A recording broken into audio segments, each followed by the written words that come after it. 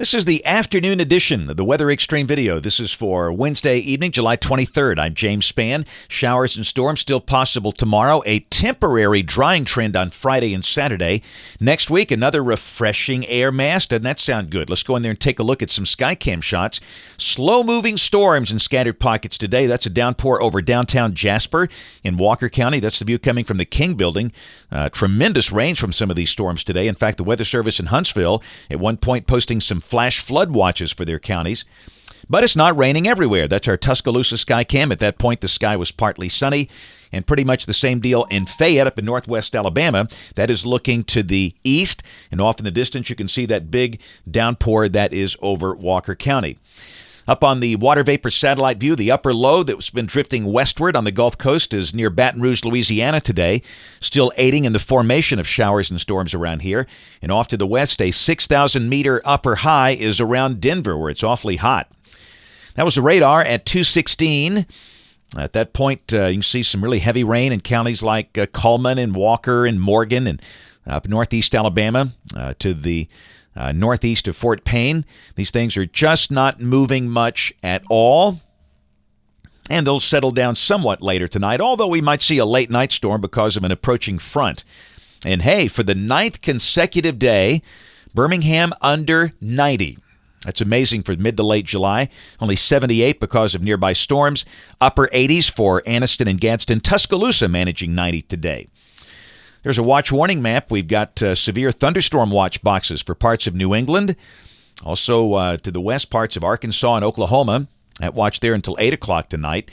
And there's a look at the risks of severe weather. Well to the north for the most part, and we've got that one west of the state. And tomorrow, Thursday, a slight risk of severe weather near the Canadian border. This is the overall rain for the next 5 days, valid through Monday morning of next week. And I say this a lot, but it's true. These storms are not that good during the summer because of the high variability of rain on summer afternoons. Some spots getting 2 inches and flooding, some spots getting nothing, but average amounts from 1 inch near the Tennessee border down to a 1/4 inch near the Gulf Coast. And the tropics have settled down. That little depression fizzled earlier today, just killed off by dry air and wind shear aloft, approaching the Lesser Antilles. And you can see that, look at the dry air out there. That's the Saharan air layer coming off the coast of Africa, the shades of orange and red, very dry air, and that just means we're not going to see anything out there anytime soon. Look at modeling. This is the GFS, the Global Forecast System, valid at 1 o'clock tomorrow afternoon. This is at 500 millibars, nice trough over the east, heat bubble out west. And down below that, a surface front will be knocking on the door, and that'll be dropping in, so we'll expect a pretty good chance of showers and storms tomorrow.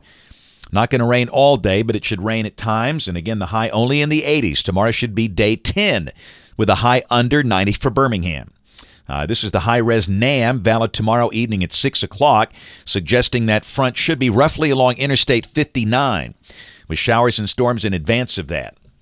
And then Friday, the northern half of the state gets in drier air. The dew point should drop a little bit down into the low and mid-60s. The sky partly to mostly sunny. Any showers on Friday should be confined to the southern half of the state. And pretty much the same deal on Saturday as the weekend begins. The sky mostly sunny, the high around 90. The GFS is way too hot in the guidance. It's been way too hot all summer. Some folks might see low 90s, but the dew point's pretty low, and we should start the day in the upper 60s. Sunday, moisture comes back. Now, all of a sudden, this run is drier. This is suggesting showers should be few and far between. Other runs have been more aggressive. We'll mention the chance of scattered, mostly afternoon storms on Sunday with a high around 90. And then Monday, a surface boundary comes through, and this run really suggests it comes through maybe early Monday morning. So if this timing is right, the better chance of showers and storms with that feature could be Sunday night, and maybe early Monday morning. And then we get into dry air with a fresh north breeze during the day Monday, the high dropping back in the 80s. And this is Tuesday. You know it, another deep trough over the east. Heat bubble over the southwest, and down below that, that should be a refreshing air mass. The high dropping maybe in the low and mid-80s, low dew points. It'll feel, again, a great fall preview. And this is Wednesday. Wednesday morning should be nice and cool. Probably low 60s for most, but I think the cooler pockets easily go in the 50s. These are the anomalies for early Wednesday morning, and this is suggesting temperatures about 15 degrees below average over North Alabama. That'll feel very nice. A great fall preview, and that is right at the end of July, traditionally the hottest time of the summer. So we'll sure take that. We'll check the end of the forecast, August 8th.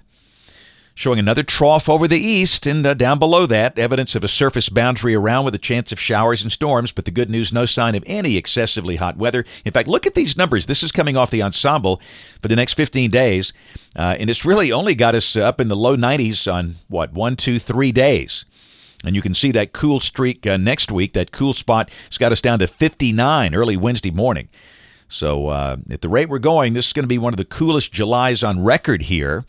We'll crunch the numbers next week as we get closer to the end of the month. That's it for the Weather Xtreme video today. We'll have notes in the blog. Next video here by 7 o'clock tomorrow morning. If you can catch us this evening on the live stream of the television side, ABC 3340 News at 4, 5, 6, and 10 o'clock. Thanks for watching. Have a great evening, and God bless.